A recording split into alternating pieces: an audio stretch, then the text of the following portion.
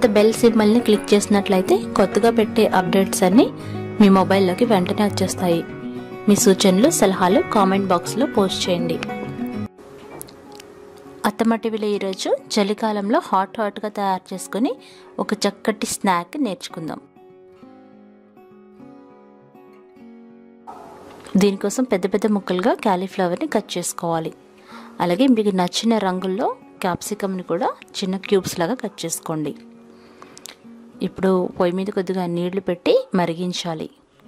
మరిగిన తర్వాత పెద్దగా కట్ చేసుకున్న గోబీ ముక్కలు అంటే క్యాలీఫ్లవర్ ముక్కలు వేసి 5 నిమిషాలు హై ఫ్లేమ్లో ఉడికించాలి. క్యాలీఫ్లవర్ లోపల ఒక్కొక్కసారి పురుగులు కూడా ఉంటాయి, అవి కూడా బయటకు వచ్చేస్తాయి. అలా ఉడికించేటప్పుడు కొద్దిగా ఉప్పు వేసి ఉడికించాలి. ఒకసారి బాగా కలిపి ఇవి కాస్త అంటే హాఫ్ కుక్ అయిన తర్వాత స్టవ్ ఆఫ్ చేసి వేరే గిన్నెలో తీసుకొని పెట్టుకోవాలి. వేయించినప్పుడు కూడా త్వరగా వేగుతాయి.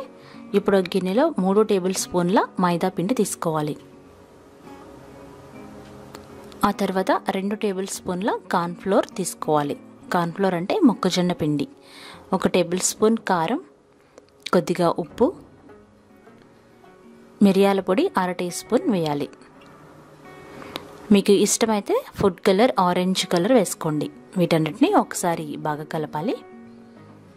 ఆ తర్వాత కొద్దిగా నీళ్లు పోసుకుంటూ పిండిని జారుడుగా కలుపుకోవాలి. అంటే బజ్జీల పిండి మాదిరిగా కలుపుకోవాలి. ఉండలు లేకుండా చూసుకొని బాగా కలపాలి. ఒకేసారి నీళ్ళు ఎక్కువ పోయకూడదు.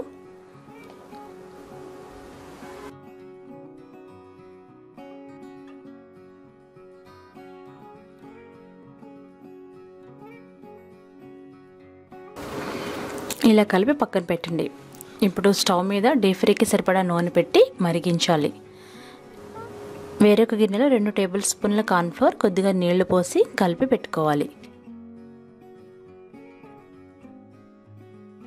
ఇప్పుడు మనం ముందుగా ఉడికించి పెట్టుకున్న గోబీ ముక్కల్ని తయారు చేసుకున్న బ్యాటర్లో వేయాలి.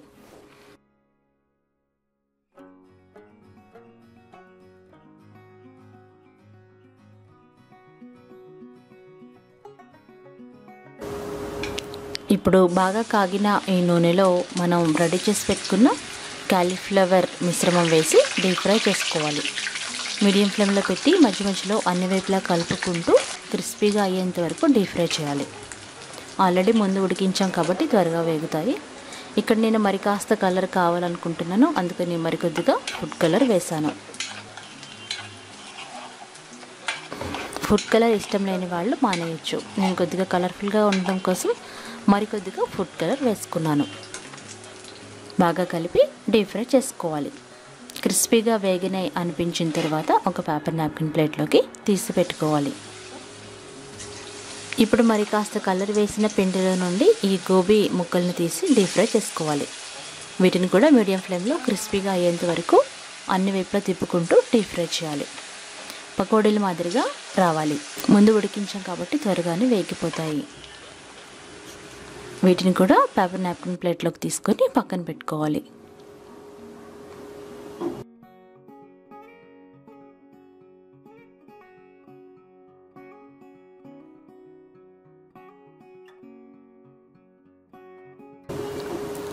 మరొక కడాయి పొయ్యి మీద పెట్టి ఈ వేడి నూనెని వేసి కాసేపు వేడి చేయాలి.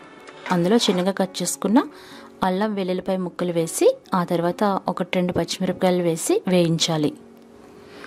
పెద్దగా కట్ చేసుకున్న ఉల్లిపాయ ముక్కలు వేసి 1 నిమిషం పాటు వేయించాలి.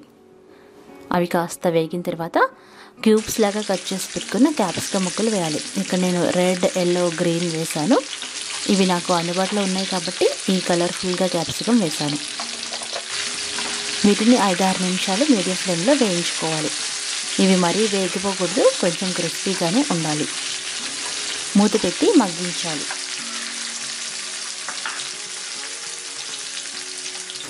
ఇప్పుడు అందులో 1 tablespoon soya sauce, 1 teaspoon red chilli sauce, 1 teaspoon green chilli sauce వేయాలి. ఇవి మనం స్పైసీగా తయారు చేసుకుంటున్నాము, అందుకని 2 రకాల చిల్లీ సాసులు వేసాను. 1 చిటికెడు తెల్ల మిరియాల పొడి వేయాలి. కొద్దిగా ఉప్పు వేయాలి. తెల్ల మిరియాల పొడి లేనట్లయితే నల్ల మిరియాల పొడి వేసుకోవచ్చు. వీటిని 2 నిమిషాల పాటు బాగా కలపాలి. ఇప్పుడు తయారు చేసి పెట్టుకున్న కార్న్ఫ్లోర్ వాటర్ వేయాలి. ఇవి కాస్త జ్యూసీనెస్ కోసం వేస్తున్నాము. ఆ తర్వాత వేయించుకున్న గోబీ ముక్కలు వేసుకోవాలి. మరికొద్దిగా జ్యూసీగా కావాలనుకుంటే మరికొద్దిగా కార్న్ఫ్లోర్ వాటర్ తయారు చేసి పోసుకోవచ్చు. ఇక్కడ నేను కాస్త డ్రైగా చేసుకుంటున్నాను, అందుకని కొద్దిగా మాత్రమే కార్న్ఫ్లోర్ వాటర్ వేసాను. అంటే ఈ ముక్కలన్నీ మిక్స్ చేయడానికి సరిపడా. ఆఖరిగా చిటికెడు పంచదార చల్లి మరొక నిమిషం పాటు వేయించుకొని సర్వింగ్ ప్లేట్లో తీసుకొని సర్వ్ చేసుకోవాలి. ఆఖరిగా చిటికెడు పంచదార వేయడం వల్ల ఈ చిల్లీ గోబీ మరింత రుచిగా ఉంటుంది.